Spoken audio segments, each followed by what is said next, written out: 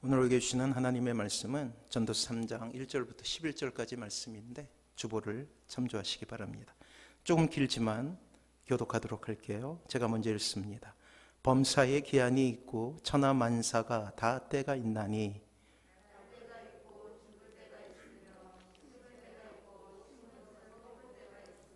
죽일 때가 있고 치료할 때가 있으며 헐 때가 있고 세울 때가 있으며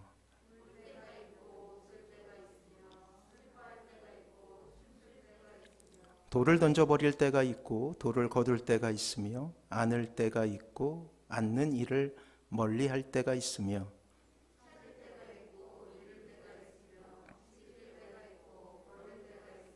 짖을 때가 있고 꿰맬 때가 있으며 잠잠할 때가 있고 말할 때가 있으며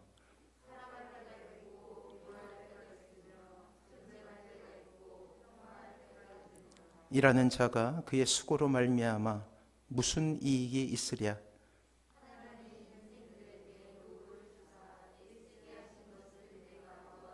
같이 읽습니다. 하나님이 모든 것을 지으시되 때를 따라 아름답게 하셨고 또 사람들에게는 영원을 사모하는 마음을 주셨느니라. 그러나 하나님이 하시는 일의 시종을 사람으로 측량할 수 없게 하셨도다. 아멘. 옆에 분하고 인사하겠습니다. 사랑하고 축복합니다. 그래요. 사랑하고 축복합니다. 우리가 이미 시간에 대해서는 한번 알아본 적이 있어요. 그리스도인은 누구인가? 영혼을 살아가는 사람이다 라는 시간을 주제로 우리가 첫 번째 설교를 들었고, 이제 오늘 이제 시간에 대해서 두 번째 설교를 하겠고, 다음 주에는 이제 명절이니까 명절 설교를 하고, 그 다음 주에 이제 마지막으로 세 번째 시간에 대해서 설교를 하도록 하겠습니다. 한 사람이 구원을 얻고 하늘 사람이 되는 놀라운 변화는 호흡이 있는 인생이 가질 수 있는 최고의 선물이에요. 가만히 묵상해 보면 참으로 놀라운 일이에요. 우리가 우리의 인생 가운데 하나님이 찾아오신 거잖아요. 이러한 변화 가운데 신자는 새로운 자기 정체성을 가지게 됩니다. 더불어 지금까지 자신이 사용했던 언어에 새로운 의미를 더하게 되죠. 그 중에 시간의 개념은 하나님을 알기 전과는 획기적으로 변화를 겪게 됩니다. 전도서의 저자인 솔로몬은 인간이 누릴 수 있는 모든 즐거움을 누렸던 몇 안 되는 사람이었어요. 이러한 그에게 자신이 살아왔던 모든 인생을 새롭게 보게 되는 계기가 있었으니 그것은 바로 죽음에 직면해서였어요. 전도자는 죽음 앞에서야 하나님께 다시금 집중하고 있습니다. 여기서 말하는 전도자는 솔로몬이죠. 인간의 한계는 드디어 그의 인생 가운데 드러나게 되고 전도자는 솔직해집니다. 전능하신 하나님 앞에 선 인간의 절망은 자신의 나약함을 보게 할 뿐만 아니라 하나님을 보게 하는 놀라운 과정이라고 할 수가 있어요. 자, 한 사람이 드디어 진리의 눈을 뜨고 있어요. 놀라운 지식이 이 전도자의 마음을 두드리고 있습니다. 마치 우리가 주님을 만나 처음 십자가를 발견하게 되고 우리를 향한 하나님의 지극하신 사랑을 알게 된 것처럼 말이에요. 또한 예수님의 놀라운 희생 아래 엎드려 펑펑 울었던 그때를 기억하십니까? 마치 새가 알을 깨고 나오듯이 우리에게는 전혀 다른 인생이 펼쳐지게 된 거예요. 요한한 인간의 시간 가운데 드디어 영원이라는 하나님의 시간으로 변화되게 된 거예요. 그렇습니다. 전도자의 모든 시도가 숲으로 돌아가는 순간에 다시금 그는 하나님을 붙잡게 됩니다. 죽음이란 것을 매개로 말이에요. 이 땅의 대부분의 사람들은 안타깝게도 이 하나님의 시간을 발견하지 못합니다. 또한 하나님께서 인생을 통해 가르치시는 참된 사람의 의미를 찾지 못하고 살아가고 있어요. 이 시대는 배도의 시대이기 때문이에요. 그에 비하면 이 자리에서 예배를 드리고 또한 온라인으로 예배를 드리고 있는 여러분은 이미 하나님께서 인생에게 베풀어 주신 많은 은혜를 받은 사람이에요. 하지만 하나님께 사로잡힌 크리스찬의 인생이 아무런 목적 없이 흘러간다 하면 그것보다 안타까운 인생은 없을 것입니다. 그렇기 때문에 우리는 시간이란 단어를 붙잡아야 되는 거예요.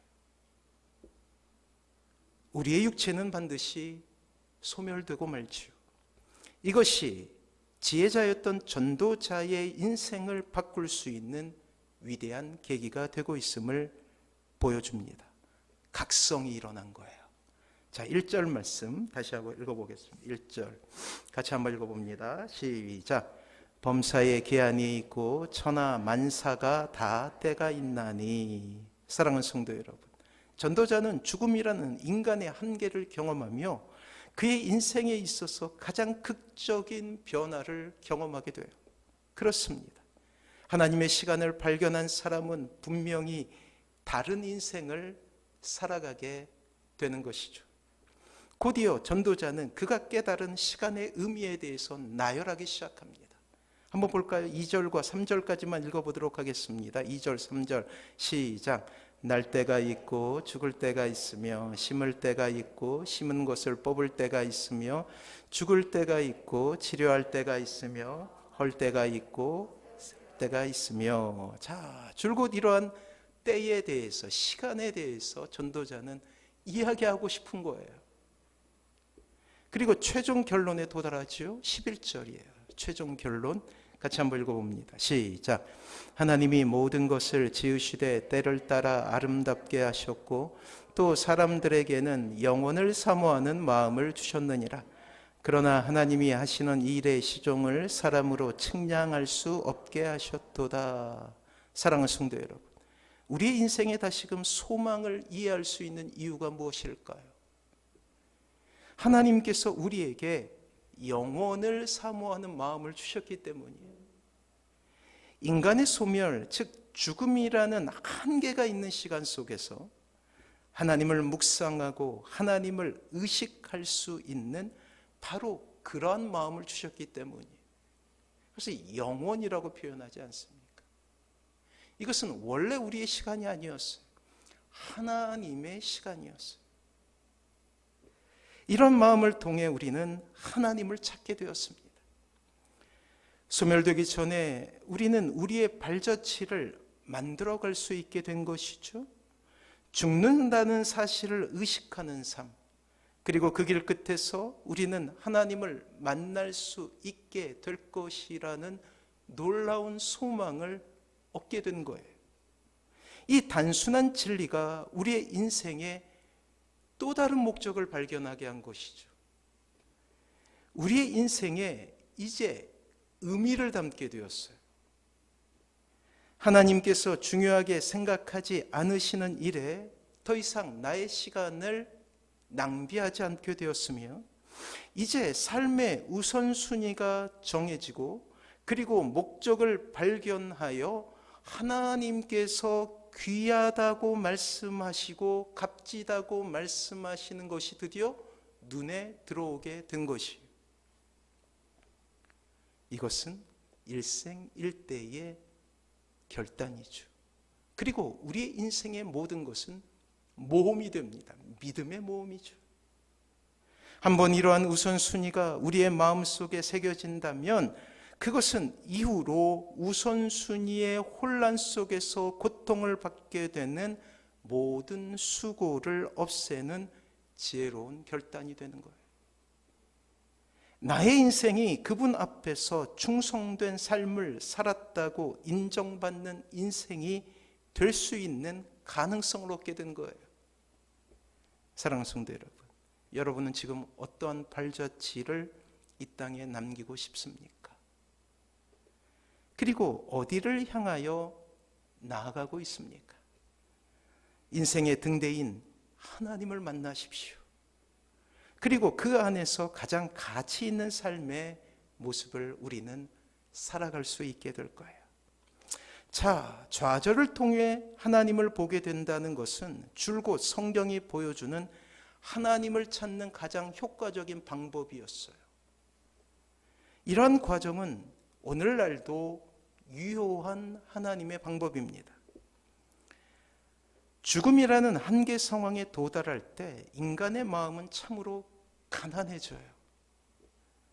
부족한 종이 목회자라는 길을 가며 가장 크게 깨닫게 되는 것은 인간은 참으로 연약한 존재라는 사실이에요.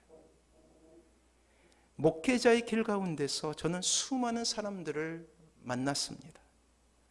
그리고 사람의 인생 가운데 가장 마음이 가난해지는 때를 알게 되었어요.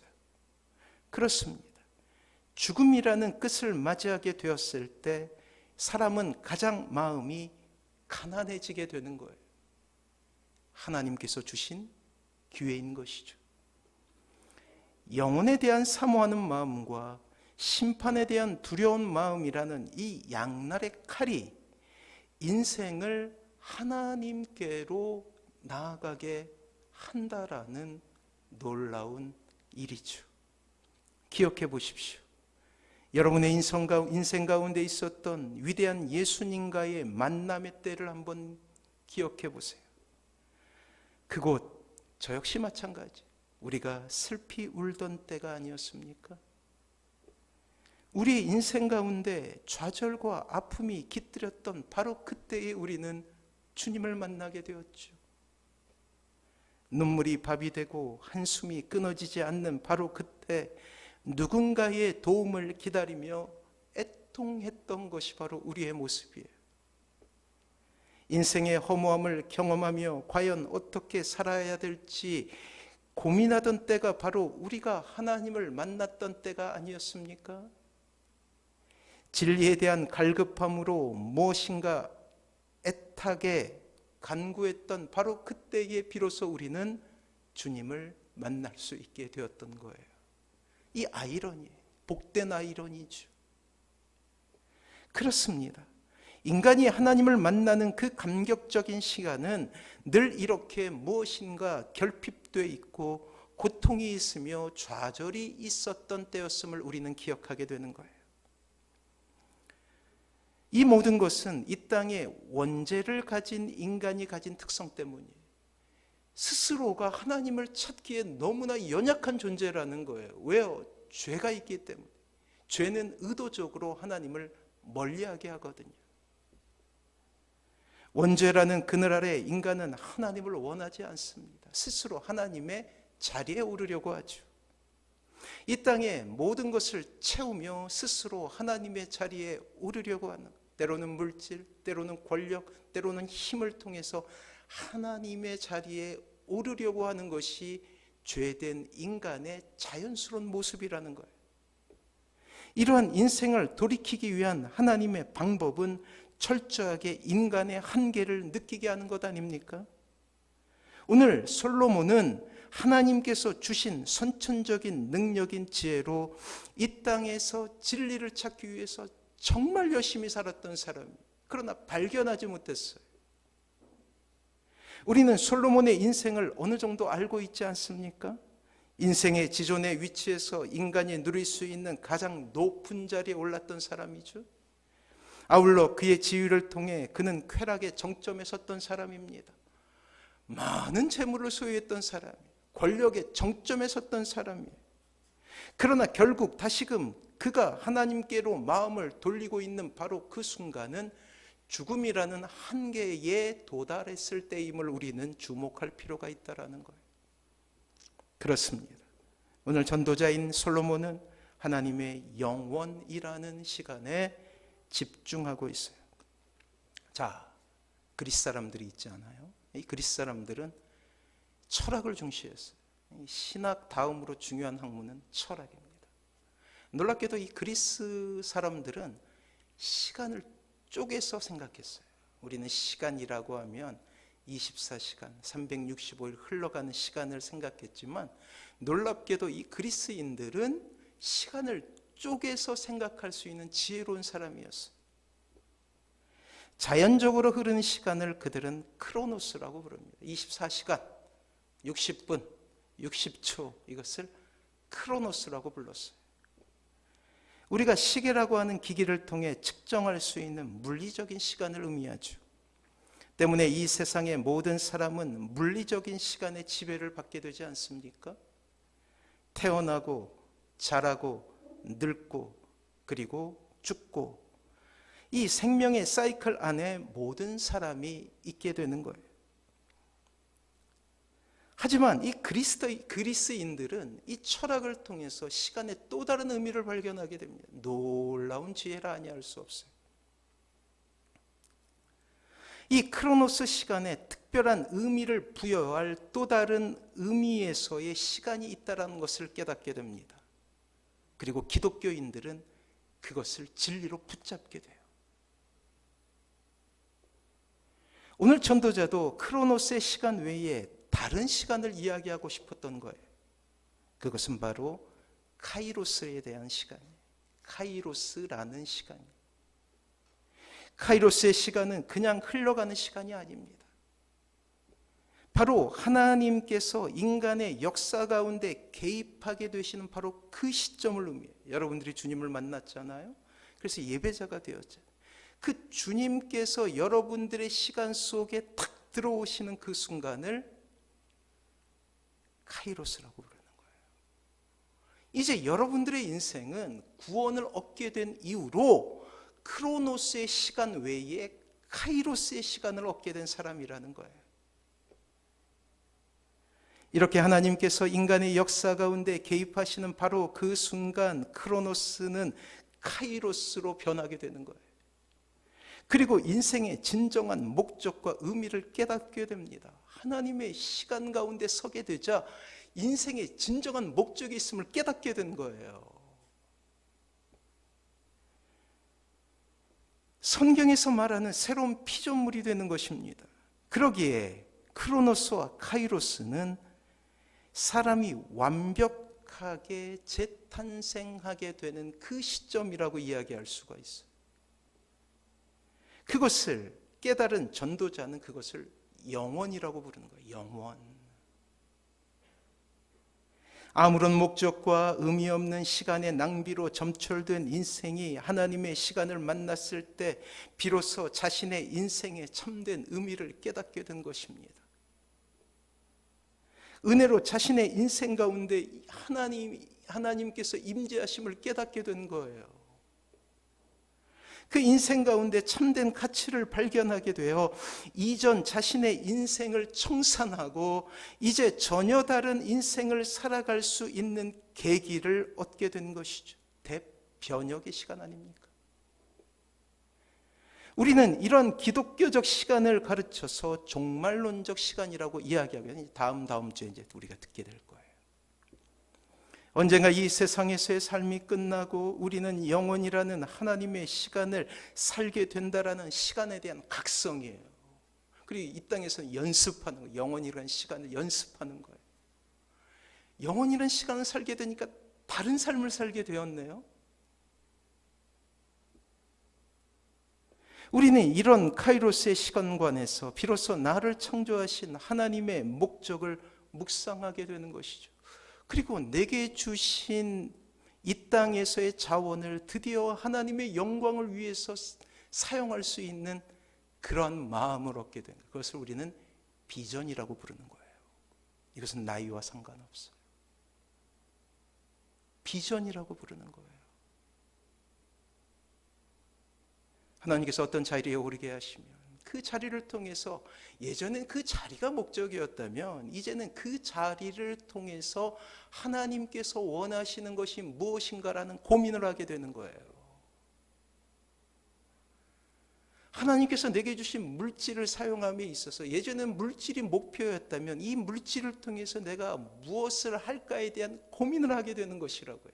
이것이 영혼을 사랑하는 사람의 모습인 것이죠. 이러한 목적 실현의 마지막 순간을 진지하게 맞기 위해서 종말론적인 긴장 상태에 빠지게 되는 거예요. 아, 주님께서 언제 오시지? 다그치는 거예요. 아, 내가 이럴 수 없어. 기도해야지. 내가 이럴 수 없어. 사랑해야지. 라는 에너지를 주게 되는 거예요. 오늘은 다시 맞이할 수 없는, 꼭 한 번밖에 없는 오늘이기 때문입니다. 자, 전도자인 이 솔로몬은 모든 것을 실패하고 나서야 자신이 누리고 있는 부요함과 지위가 지속되지 않음을 죽음이란 상황 속에서 깨닫게 됩니다. 그리고 드디어 고민하게 되는 거예요. 드디어 하나님을 바라볼 수 있는 눈이 생기게 된 것이죠. 인간의 한계 끝에 그는 다시금 하나님을 향한 지극히 당연한 인간의 모습인 경외함으로 들어가게 돼요. 그는 두려움이 없었던 사람이에요. 일국의 왕이었죠. 이스라엘 역사 가운데 많지 않았던 강성했던 시기의 왕이었어요. 근데 드디어 그가 두려운 게 생겼다고요. 하나님이죠. 경외라는 말은 두려워함으로 사랑한다라는 뜻이에요. 사랑하는 성도 여러분, 우리의 인생 가운데 하나님을 만나고 하나님을 사랑하고 하나님을 경외하는 인생을 사는 것보다 더 경이로운 일은 없습니다. 어떻게 우리가 하나님을 알 수 있는 사람입니까? 죄악 가운데 신음하는 인생 아니었습니까? 절망을 안고 살던 사람 아니었습니까? 마치 시한폭탄을 안고 사는 인생처럼 위태위태하게 이 세상을 살아오지 않았습니까? 발걸음마다 죄악이 있었고 이 죄악 가운데 우리는 신음하는 인생이었으며 죄악 가운데 있음에도 죄악임을 알지 못했던 무지함으로 함몰되어 사는 인생 아니었냔 말이에요. 그러한 인생 가운데 하나님께서 오신 거예요. 크로노스의 시간 가운데 하나님께서 카이로스로 오신 거예요. 여러분들은 전혀 다른 존재가 된 것입니다. 여전히 똑같은 밥을 먹고 똑같은 직장에 다니며 똑같은 삶을 영위하는 것 같지만 여러분들의 인생은 카이로스의 인생이라고요. 그런 우리가 하나님을 알게 된 것이죠. 십자가의 은혜가 우리 것이 된 것입니다. 그야말로 기적이에요. 여러분들 자체가 기적이라고요. 놀랍게도 우리는 진리에 대한 탐구조차 할 수 없는 사람이었죠. 그러나 주님은 우리를 만나주셨고 복음에 굴복하게 하시사 하나님의 자녀 삼아주신 인생 아닙니까? 이러한 은혜를 우리는 깨닫게 되었다고요. 그리고 우리의 인생 가운데 새로운 의미를 부여받게 된 거예요. 지금의 모습과는 상관없이 있는 모습 그대로 말이에요. 이 세상에서 우리는 솔로몬과 같은 영화 가운데 거하지 못할 수도 있습니다. 오히려 인생은 늘 고통하고 절망할 수도 있죠.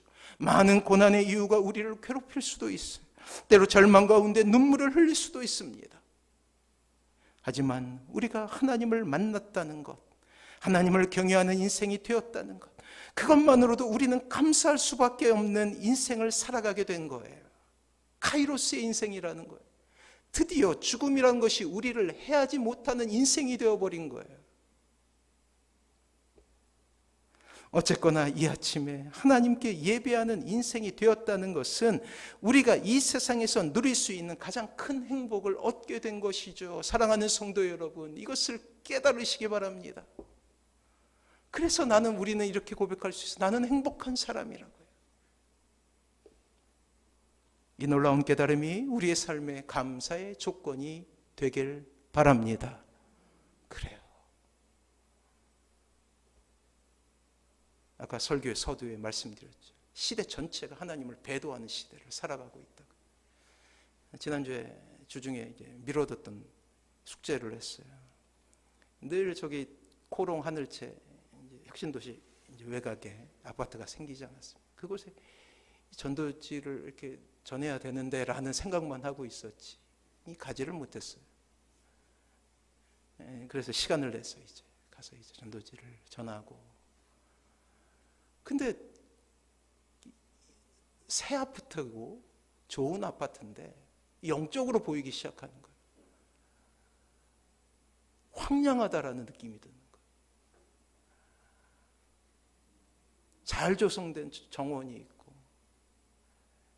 깨끗하게 색칠되고 단아하게 조성된 그런 아파트였지만 영적으로 보면 황폐하다라는 마음이 든 거예요. 사랑하는 성도 여러분, 진짜 고민할 때가 되었습니다. 왜냐하면 지금은 말세이기 때문이에요. 어떻게 살아가야 될지 우리가 선택할 때가 되었다라는 거예요. 그리고 오늘 전도자는 두 번째 교훈으로 들어가게 됩니다. 이건 역시 영원이라는 깨달음 속에서 나온 교훈이에요. 인생의 끝에 있는 하나님의 심판의 때를 그는 보고 있습니다. 전도서 3장 17절 주보에 있어요. 같이 한번 읽어봅니다. 시작.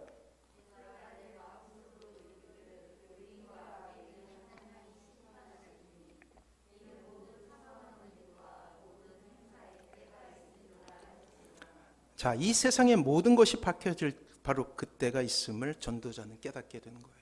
이거는 이제 영원이라는 시간과 연관되죠. 심판. 믿는 사람도 심판을 받게 되고 믿지 않는 사람도 심판을 받게 되는 거예요. 종류가 다르지만 이 시대는 악인이 형통한 시대예요. 말세이기 때문에 그런 거예요. 악인의 형통함에 대한 하나님의 가장 극적인 응답은 바로 끝이 있다라는 것입니다. 때로 이 세상을 살아가다 보면 악인의 형통함이 의인의 절망이 될 때가 있어요. 선량한 사람들이 이 땅에서 고난을 당하며 때로 참혹한 절망 가운데 신음하고 고통으로 눈물을 흘리는 것은 참으로 견디기 힘든 일이에요. 그러나 악인은 여전히 형통하죠. 그들의 인생은 오히려 의인을 핍박하며 승승장구하는 것 같습니다. 호흡이 끝나는 순간까지 악인은 떵떵거리며 마치 하나님이 없는 것처럼 죄악을 저지르면서도 심판이라는 것은 너무나 먼 것처럼 여겨지게 되는 것이죠. 여기에 의인의 절망은 더욱더 깊어지게 됩니다. 때로는 억울한 마음에 가슴을 쓸어내릴 때가 있어요. 어찌할 수 없는 무기력감에 사로잡히기도 합니다. 구조적인 악은 항상 이 땅의 연약한 이들에게는 가장 큰 절망이고 고통이에요. 이러한 정의의 문제에 대한 하나님의 응답은 끝이 있다라는 거예요. 좀 어려운 말로 표현, 신정론이라고 부르거든요. 하나님 안에서 정의를 보자. 거기에 대한 하나님의 응답은 끝이 있다라는 거예요. 끝. 카이로스의 시간이죠. 하나님의 심판의 때가 반드시 있다라는 것입니다. 사랑하는 성도 여러분, 신자는 이러한 끝을 믿는 사람 아닙니까? 그래서 악인의 형통 가운데서 과도하게 좌절하지 말 것은 우리 믿는 이들은 끝을 알고 있는 사람이기 때문이에요. 반대로 의인에 대한 하나님의 대우는 한결같습니다. 비록 이 세상에서는 소망이 없는 것처럼 비참이 지배할 수도 있어요. 때로 눈물 나는 현실에 절망할 수도 있습니다. 예기치 못한 고난 가운데 눈물을 흘릴 수도 있고 가슴 아픈 일이 여러분들의 인생 가운데 찾아올 수도 있어요. 언제 끝날지 알 수 없는 인생의 고통은 우리의 호흡이 끝나는 바로 그 순간까지 여러분들을 힘들게 할 수도 있습니다. 이러한 신자의 고통을 보는 것은 참으로 목회자에게 있어서 아픔이에요.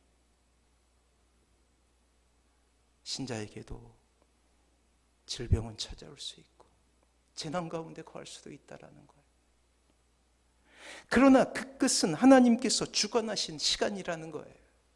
분명 신자를 선대하시고 그들을 위로하시며 그들의 눈물을 닦아주는 하나님의 위로의 시간은 반드시 찾아온다라는 것이에요.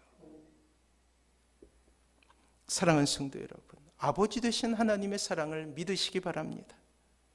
신자는 그날을 소원하며 이 땅에서 신자의 아름다움을 보이며 사는 사람 아닙니까?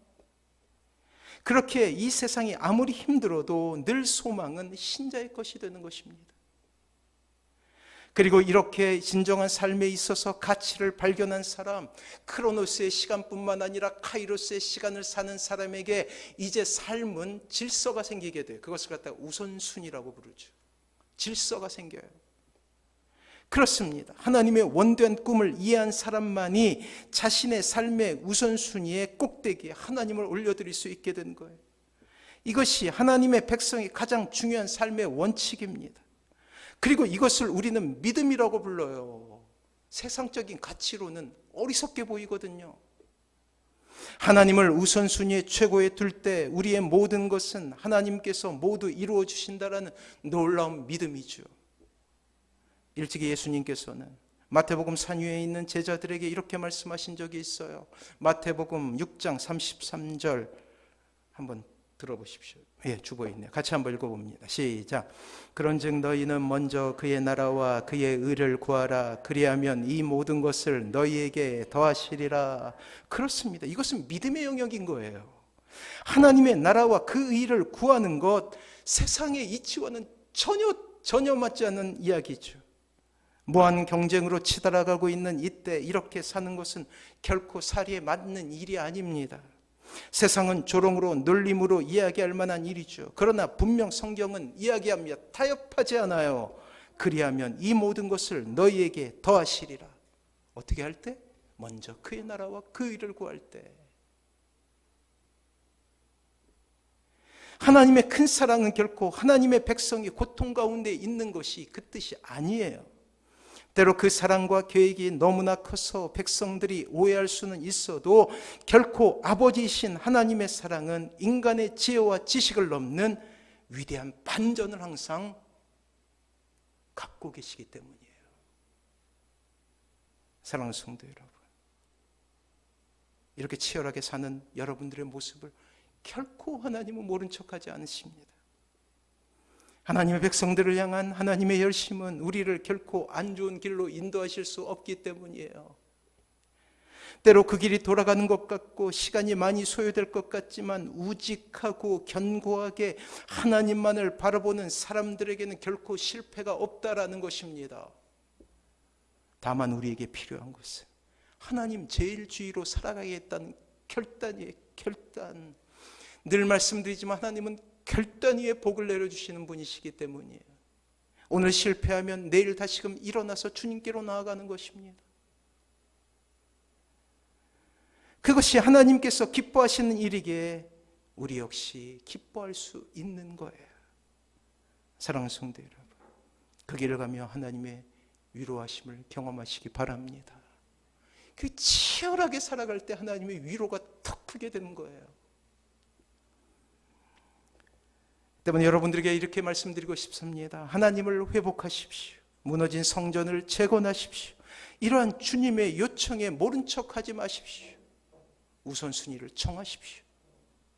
우리의 삶의 문제를 해결할 수 있는 유일한 길은 닥친 문제를 해결하는 것이 아니라 무너진 영적 성전을 재건하는 일이에요. 이러한 우선순위가 우리의 가슴에 새겨질 때 비로소 우리는 인생의 진정한 기쁨을 경험하게 되는 것입니다. 그래요. 우리는 영원이라는 시간을 살아가는 사람이죠. 그렇게 우리가 구해야 될 것은 이 모든 것이 아니라 그의 나라와 그의 의가 되는 거예요. 이것이야말로 우리의 인생에 진정한 기적을 안겨다주는 놀라운 말씀이죠. 그리스도인 누구인가? 시간을 깨닫게 된 사람. 아, 우리의 인생은 카이로스의 인생이구나. 여러분들의 모든 인생은 하나님께서 개입하는 인생이 되었다라는 사실을 기억하시기 바랍니다. 그런 사람은 결코 좌절하지 않아요. 하나님께서 있잖아, 하나님께서. 물론 쉽지 않겠지만 이 놀라운 말씀에 우리의 인생을 걸고 주님의 영광을 위해 살아가시는 사랑하는 모든 성도님들 되시길 주님의 이름으로 축원합니다. 이 믿음 가지고 주님 앞에 찬양하며 나가도록 할게요. 약할 때 강함 되시네.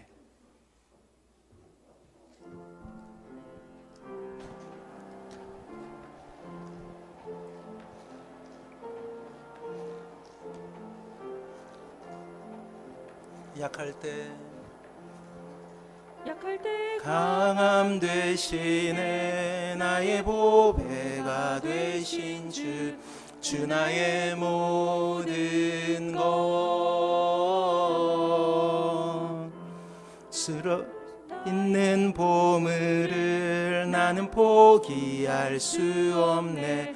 주 나의 모든 것. 예수 어린 양 귀한 이름 예수 어린 양 존귀한 이름 십자가 죄사하셨네 주님의 이름 찬양해 주 나의 모든 것 쓰러진 나를 세우고 나의 빈잔을 채우네 주 나의 모든 것 예수 어린 양 존귀한 이름 예수 어린 양 존귀한 이름 다시 한번 고백할게 약할 때 강함 되시네 나의 보배가 되신 주 나의 모든 것 주 안에 있는 보물을 나는 포기할 수 없네 주 나의 모든 것 예수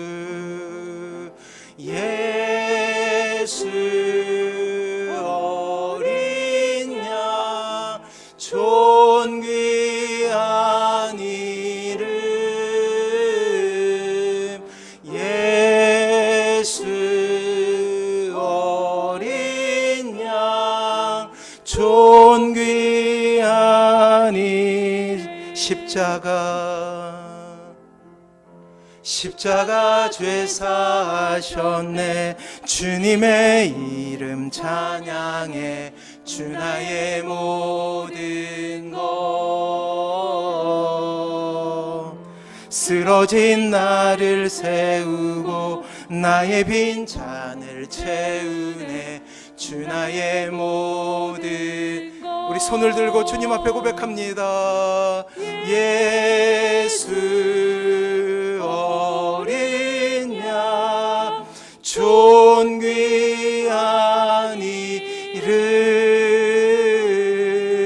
예수 어린 양 존귀한 우리 다시 한번 주님의 이름을 부르며 예수 어린 양 존귀한 이름